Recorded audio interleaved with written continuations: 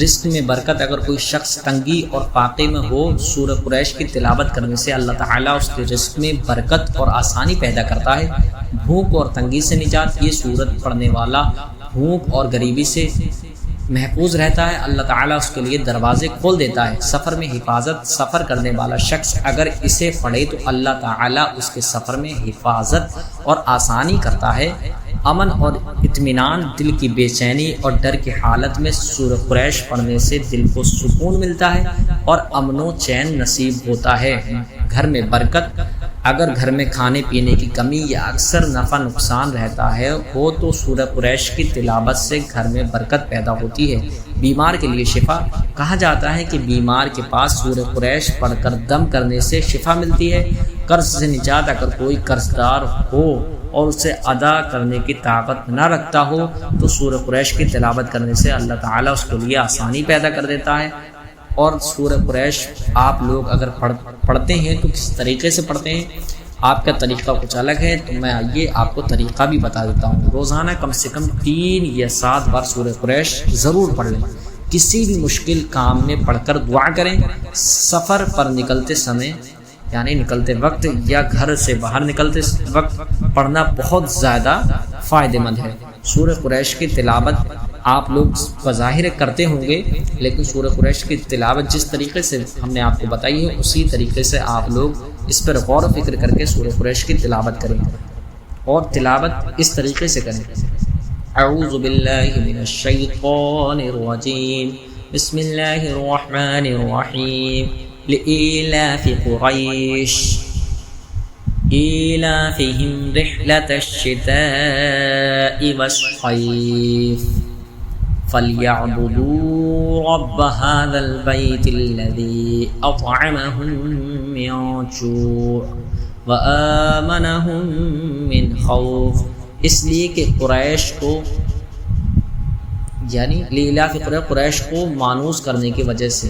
اس آیت کا خلاصہ یہ ہے کہ اللہ تعالیٰ کی نعمتیں بے شمار ہیں۔ ان میں سے ایک ظاہری نعمت یہ ہے کہ اس نے قریش کو ہر سال میں 2 سفروں کی طرف رغبت دلائی اور ان کی محبت ان کے دل میں ڈالی۔ چنانچہ قریش تجارت کے لیے سردی کے موسم میں یمن کا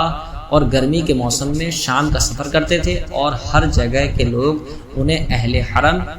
کہتے تھے اور ان کی عزت و حرمت کرتے تھے۔ یہ امن کے ساتھ تجارتیں کرتے اور تجارتوں سے فائدے اٹھاتے، اور مکہ مکرمہ میں جہاں کھیتی اور نہ معاش کے اسباب وہاں رہائش رکھنے کے لیے مسلسل سرمایہ پہنچاتے۔ ان پر اللہ تعالیٰ کی یہ نعمتیں ظاہر ہیں اور یہ لوگ ان سے فائدے اٹھاتے ہیں، تو انہیں چاہیے کہ وہ اس نعمت کا شکر ادا کرتے ہوئے کعبہ معظمہ کے رب کی عبادت کریں جس نے انہیں ان سفروں کے ذریعے بھوک کی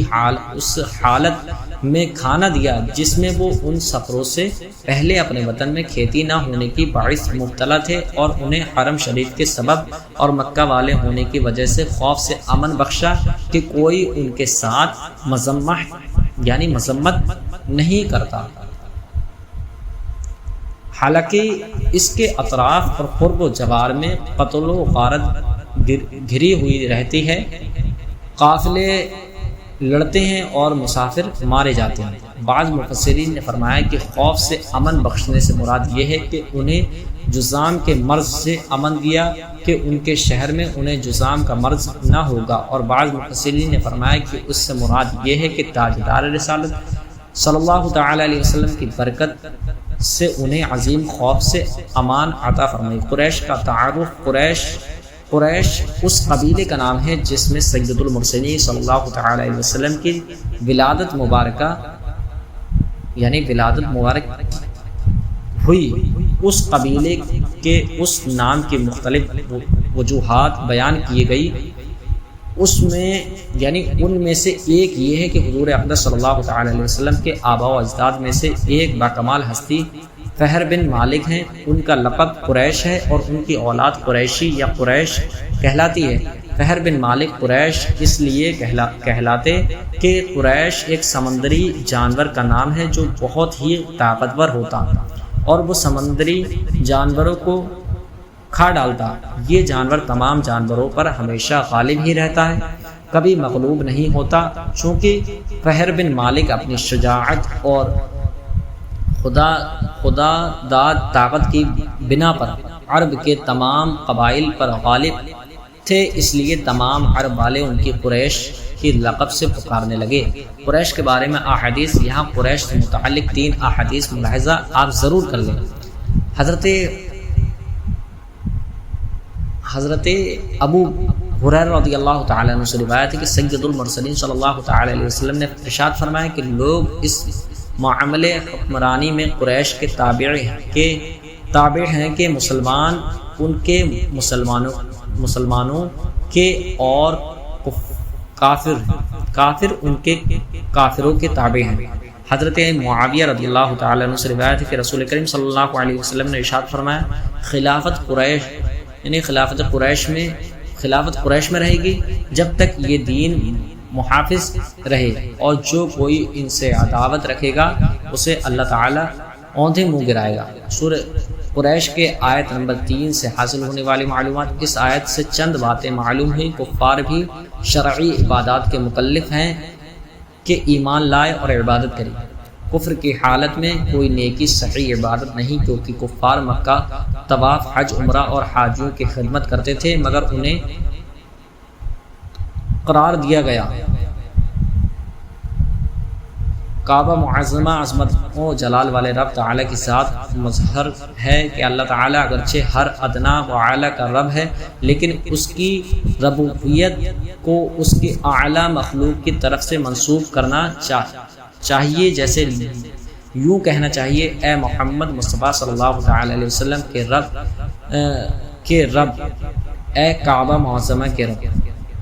لوگوں کی سہولیت، دنیا اور معاشرے میں امن قائم کرنا اسلام کی بنیادی ترجیح اور خصوصیت ہے۔ آیت نمبر 4 میں بھوک کی حالت میں کھانا دیے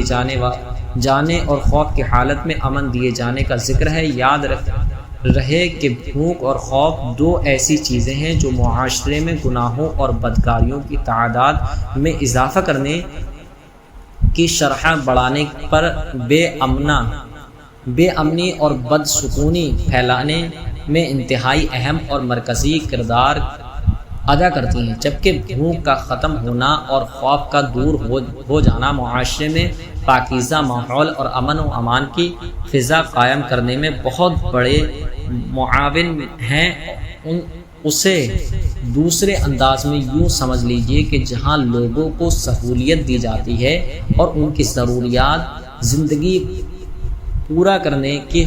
خاطر خواہ انتظامات ہوتے ہیں، وہاں گناہوں اور بدکاریوں کی شرح کم ہوگی، اور جہاں امن و امان قائم ہے وہاں جرائم کے تعداد یعنی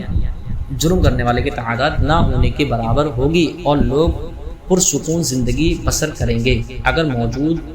موجودہ دور میں عالمی سطح پر لوگوں کی حالات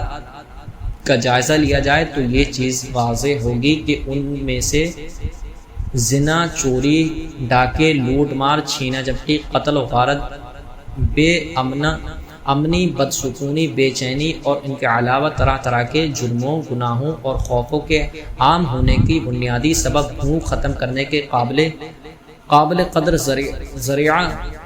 کا نہ ہونا، زندگی گزارنے کے لیے بنیادی سہولیات سے محروم ہونا اور امن و امان قائم کرنے کے لیے ضروری انتظامات کا نہ ہونا، اور دین اسلام کے احکامات اور تعلیمات پر نظر کی جائے تو یہ حقیقت